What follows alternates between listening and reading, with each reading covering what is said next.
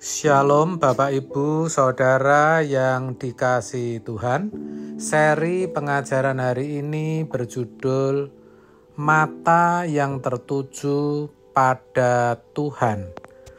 Saudara, satu hal penting yang kita harus mengerti sebagai orang percaya adalah kita harus mengarahkan hidup kita hanya kepada Allah. Kenapa? Sebab tujuan akhir hidup ini adalah Dia.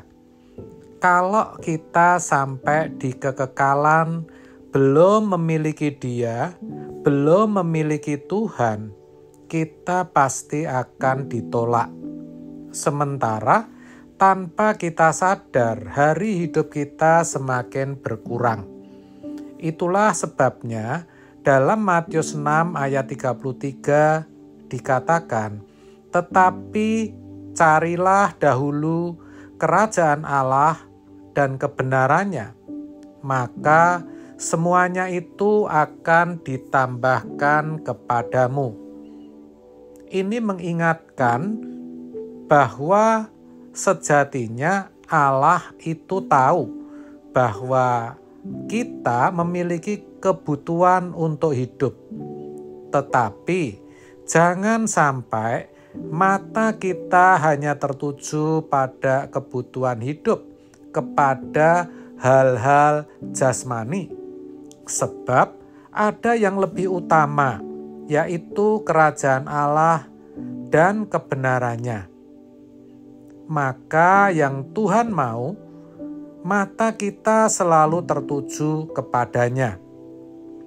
Lebih tegas lagi dalam Roma 14 ayat 17, di mana dikatakan bahwa kerajaan Allah bukanlah soal makanan dan minuman, tetapi soal kebenaran, damai sejahtera, dan sukacita oleh Roh Kudus. Kebenaran oleh Roh Kudus itulah yang berusaha memerdekakan kita dari dosa, yang membuat kita mengerti makna dan tujuan hidup, yang akan membawa damai dan sukacita. Itulah sejatinya kebutuhan kita. Jadi bukan makan dan minum, bukan hal-hal lahiriah. Lagi pula, damai sejahtera dan sukacita oleh Roh Kudus adalah damai dan sukacita yang melampaui segala akal, yang tidak terpengaruh oleh keadaan apapun juga.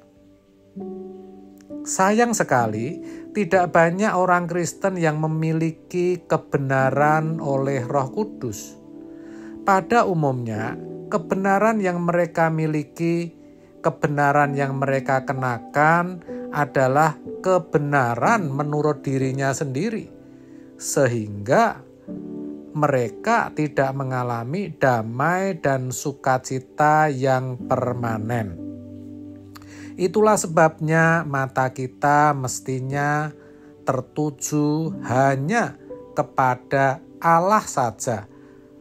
Tertuju kepada Allah artinya tertuju pada kerajaan surga dan kebenarannya.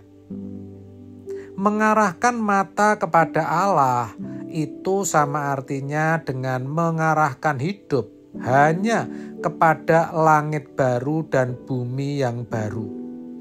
Dan itu tidak hanya sukar, tapi sangat berat untuk memindahkan hati ke dalam kerajaan surga.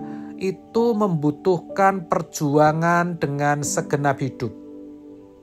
Kalau dalam Matius 13 ayat 44-46, kerajaan surga digambarkan sebagai harta yang terpendam dan mutiara yang indah.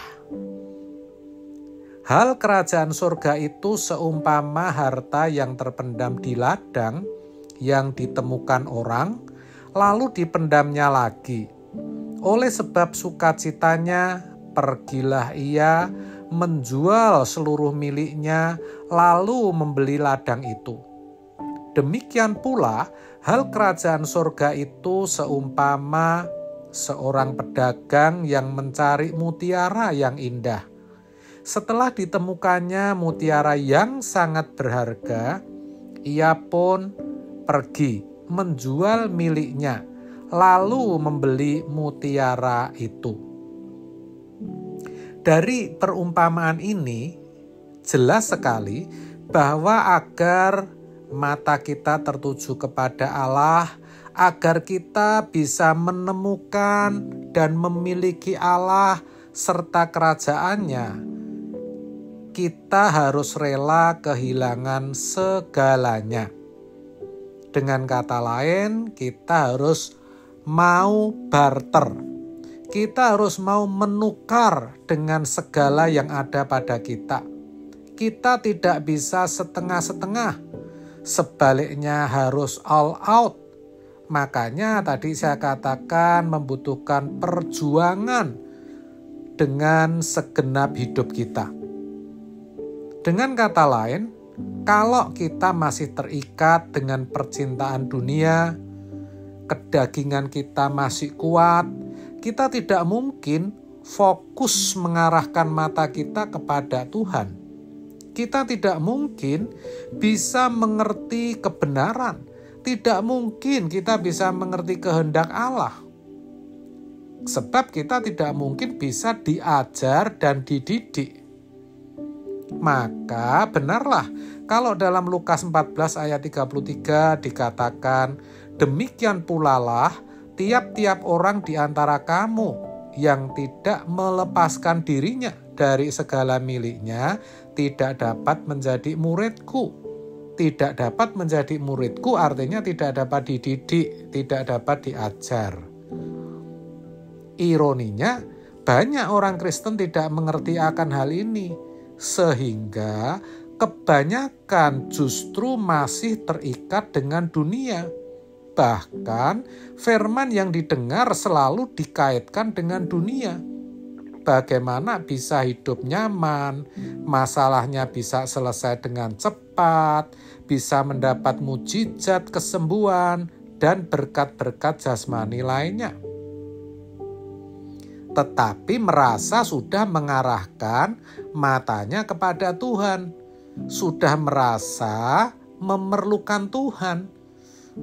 Boleh dikatakan memerlukan Tuhan, tetapi untuk tujuan yang salah. Sebab butuh Tuhan hanya karena menginginkan berkat-berkatnya secara jasmani, bukan kerajaan surga. Itulah sebabnya mari kita belajar melepaskan diri dari apapun yang mengikat hidup kita. Kita harus selalu ingat bahwa ada satu realitas di mana suatu saat nanti kita tidak akan memiliki keinginan apapun juga. Bahkan semua yang kita miliki harus kita tinggalkan. Yaitu ketika kita menutup mata di bumi dan melihat kekekalan yang dahsyat. Di sana kita baru sadar, ternyata harta kekayaan tidak dapat menolong kita, bahkan tidak kita butuhkan. Yang kita butuhkan hanyalah Tuhan saja.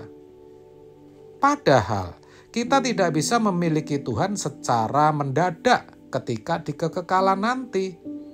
Maka selagi masih diberi kesempatan, mari kita memiliki mata yang tertuju kepada Tuhan. Kita mengutamakan kerajaan surga dan kebenarannya, supaya ketika waktu kita habis, kita tidak kecewa sebab kita telah memiliki Tuhan. Dan ketika kita memiliki Tuhan, dikatakan semua akan ditambahkan. Artinya apa yang menjadi kebutuhan kita di bumi ini akan Tuhan sediakan. Ibaratnya buy one get two, beli satu dapat dua. Amin. Tuhan Yesus memberkati.